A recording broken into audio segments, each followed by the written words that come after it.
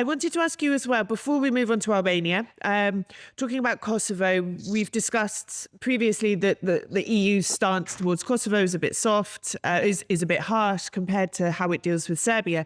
And I wanted to ask you, the Tory government, the Conservative government in the UK recently, especially David Cameron, the new foreign minister, and Alicia Kearns as well, they have been tough on Serbia.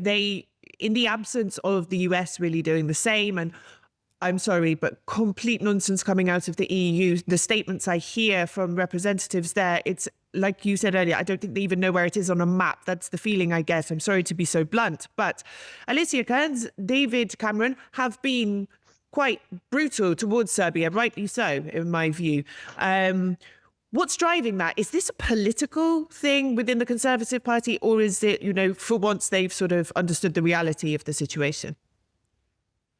I think Alicia Kearns, who's the chairperson of our Foreign Affairs Select Committee in the House of Commons, possibly by accident. I wasn't aware of her as a big foreign policy specialist, but I must say since she's taken over, I think she's been very, very impressive.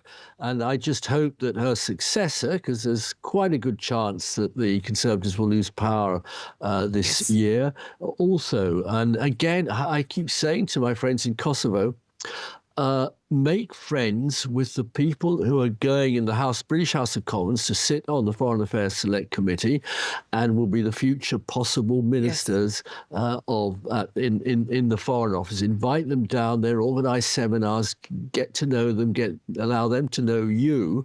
I haven't particularly noticed David Cameron. I mean, if he is getting tough on Serbia, that's a good thing. He came to Kosovo. And then he went back and he spoke in Parliament, and he said he referred to Serbia sort of as a Russian proxy and said that more needs to be done. And I was, it's one of the few things he said I like.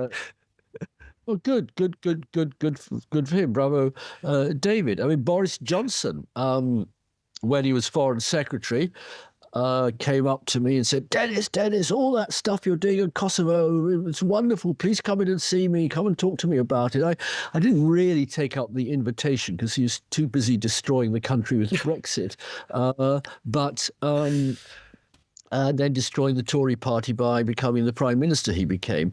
But I think he had a genuine interest. There is, I think, a residual interest, and it's not party political at all in Britain, but it needs to be warmed up all the time because Cameron, Boris Johnson, myself, we're political animals of the 1990s when we were faced just with that decade of Milosevic massacre, mayhem, Srebrenica's and ethnic cleansings.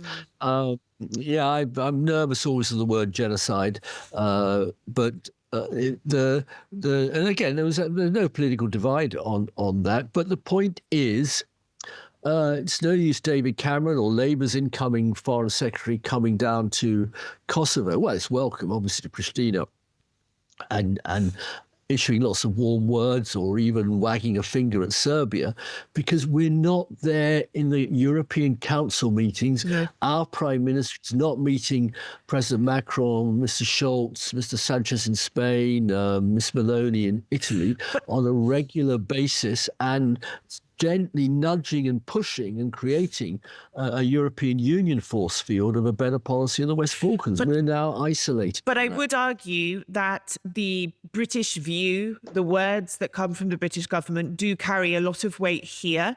And although maybe it wouldn't be privy to discussions about Kosovo joining the EU, etc., I do think these words are very important. They do carry weight. I agree. Okay. So I agree, Alice. keep it up.